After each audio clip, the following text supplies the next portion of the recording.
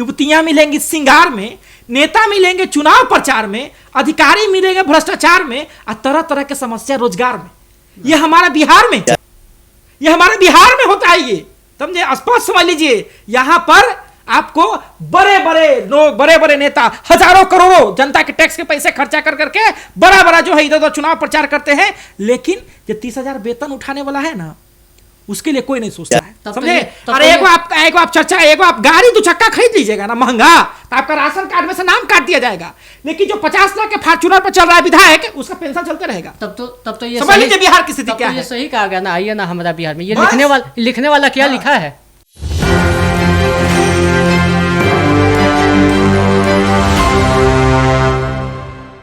नमस्कार, मैं शेष सागर, आप देख रहे हैं एक न्यूज़ 24। बिलेट्रॉन डाटा ऑपरेटरों का मामला अब तूल पकड़ चुका है। 10 दिन की सैलरी कटने के खतरे और बार बार मिले मौखिक आश्वासनों के बावजूद अब तक कोई ठोस कदम नहीं उठाया गया। लगातार चल रहे धरने को भी कर्मचारियों का कहना है कि झूठे वादों के सहारे शांत कराया गया। आखिर आगे क्या होगा, आइए हम जानते हैं साहिल जी से। तो साहिल जी, इस पे आपका क्या कहना है, मतलब आगे क्या होगा इन लोग के साथ? देखिए, पता है बहुत पहले जो है स्पष्ट तरीके से, बहुत पहले बॉलीवुड में एक गाना आया था, ठीक है, और बॉलीवुड में जो गाना आया था वो ऐसे था कि तुम तो ठहरे परदेसी, वादा क्या निभाओगे, सुबह की पहली गाड़ी से बॉम्बे को निकल जाओगे।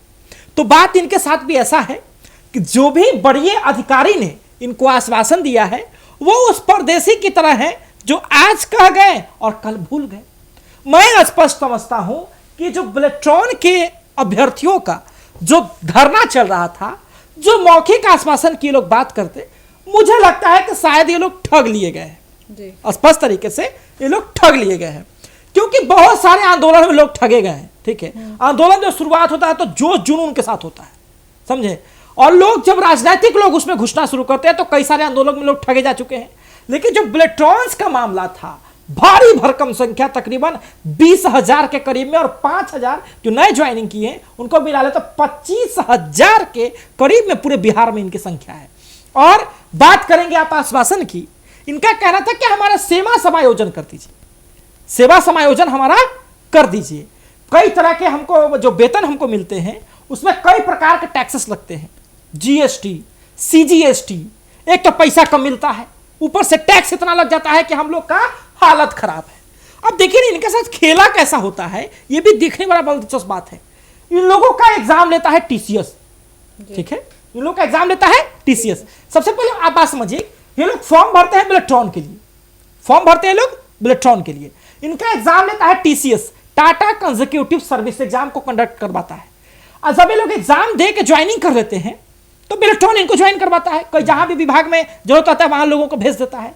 लेकिन जब इनको दिक्कत होता है तो बिलेट्रॉन कहता है कि आप हमारे लिए नहीं आए हैं, आप हमारे कर्मी नहीं हैं, आप हैं उर्मिला प्राइवेट लिमिटेड के कर्मी। अब ये क्या है, तो ये वो एजेंसी है जो बाकी लोगों को हैंडल करती है, यानी कि समझिए, हाँ, आउटसोर्सिंग वाला मामला। अब इन लोगों का कहना है कि भैया आउटसोर्सिंग क्यों रखे हुए हम लोग को, आउटसोर्सिंग वाला अगर हमको नहीं रहेगा तब वेतनवा बढ़िया से मिलेगा और कोई टेंशन नहीं रहेगा, वेतन भी बढ़िया से मिलेगा। अब वेतन बढ़िया से मिलेगा तब बढ़िया से हम काम करके देंगे, आंदोलन क्यों करने की हमको जरूरत पड़ेगी। अब देखिए, कई लोगों से हमारी मुलाकात हुई, जब आंदोलन चलता है तो आंदोलन एक व्यक्ति तो नहीं ना कर सकता है, एक व्यक्ति झंडा लेके चल जाएगा तो आंदोलन हो जाएगा। सैकड़ों हजारों की संख्या में लोग धरना स्थल आए, आंदोलन किए। विभाग ने जब इन लोगों पर जो है नकेल कसी तक कई लोग वापस भी चले गए, लेकिन कई लोग टिके रहे 10 दिन तक। अब ये लोग अपना पेमेंट जनरेट नहीं कर रहे हैं, जनरेट इसलिए नहीं कर रहे हैं कि जब तक जो आश्वासन दिया गया था वो लिखित नोटिफिकेशन के तौर पे जारी नहीं होता है कि आपका समायोजन करेंगे, और कई जो उनके साथ मांगे थी, तब तक जो है इन लोगों को पेमेंट कटने का डर है। क्योंकि जो भैया आप 10 दिन में नहीं थे तो आप जो डाटा बैकलॉग रहेगा उसको आप क्लियरेंस में क्या लिखिएगा कि आप 10 दिन कहां थे। और जब आप काम पे नहीं आए तो आपका जो मिल रहा है पैसा 25,000 के करीब में, टैक्स उस कट के 16-17,000 मिलता है, ओहो में से 10 दिन का पैसा आपका कट जाएगा। तो आप 10 दिन का पैसा ना कटे उसके लिए लोग रुक रहे हैं, और रुक रहे थे लोग अपना वेतन जनरेट नहीं कर पा रहे हैं मंथली, तो ये लोग तो परेशान हो चुके हैं। अब तो विभाग की तरफ से मतलब कोई इनके लिए कोई सहायता कुछ भी?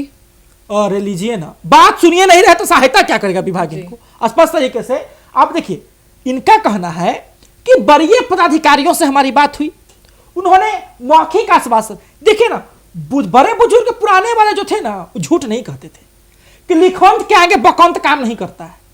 यदि कोई बात लिख कर दिया गया है और कोई आप बक के आ जाइए ना मंदिर में ब्याह कर लीजिए, वो कोर्ट से करके आएगा, वैल्यू किसका रहेगा? कोर्ट का, क्योंकि उन्होंने आधिकारिक तौर पे किया है। अब मंदिर में आप कर लीजिए, कितना दिल में दिल मिल रहा है, प्रेम है, लेकिन उसका कोई वैल्यू नहीं, कोई उसका फायदा नहीं। लेकिन स्पष्ट तरीके से है कि जो इलेक्ट्रॉन के लोग हैं ना, मुझे जहां तक लग रहा है, क्योंकि अब तक तो कोई नोटिफिकेशन आया नहीं कि आपका सेवा समायोजन करेंगे, तो अब कब करेंगे, कब करके देंगे?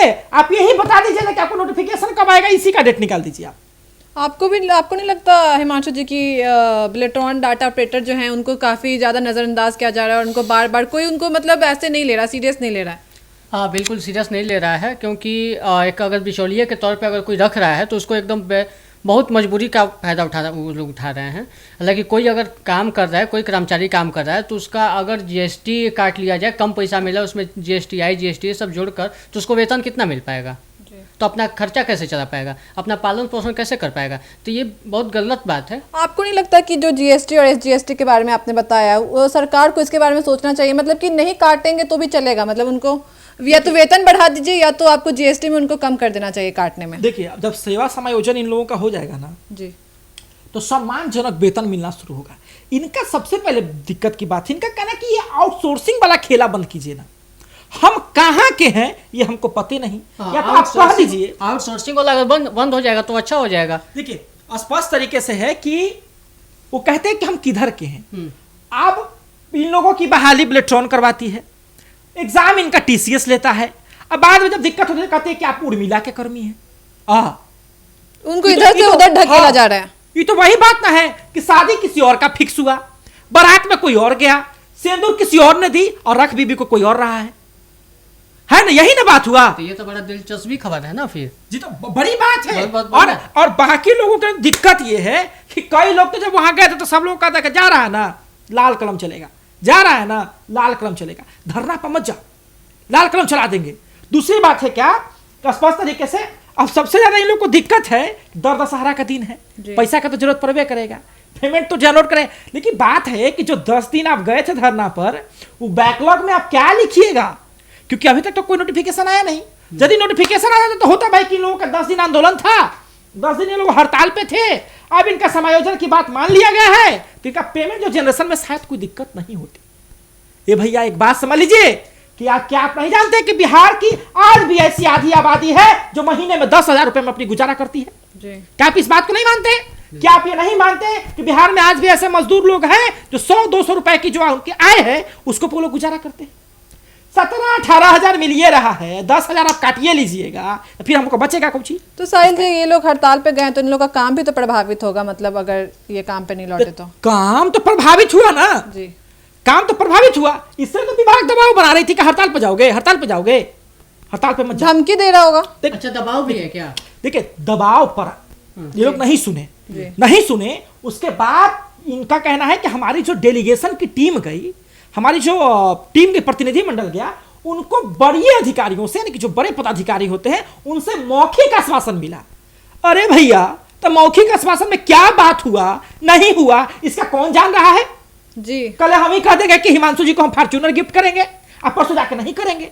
लेकिन यदि यही हम एग्रीमेंट करके दे दें कि ना हम हिमांशु बाबू को फॉर्च्यूनर देंगे, तो आपका अधिकार बनता है कि आप कह सकते हैं कि आपको नहीं देना था, तो झूठा दिलासा क्यों दिया? ये होता है ना कि अगर किसी को आशा दीजिए ना तो निराश नहीं करना चाहिए, क्योंकि आशा पे जो खरा उतरता है ना, अगर आप किसी को निराशा कर देंगे तो बहुत लगता है। ये बात समझ लीजिए, आप बिहार में आशा की बात करते हैं, भरोसे की बात करते हैं, भूल जाइए यहां जैसे बिहार का भी स्थिति हो गई है वैसा आप आशा भरोसे की बात भूल जाइए।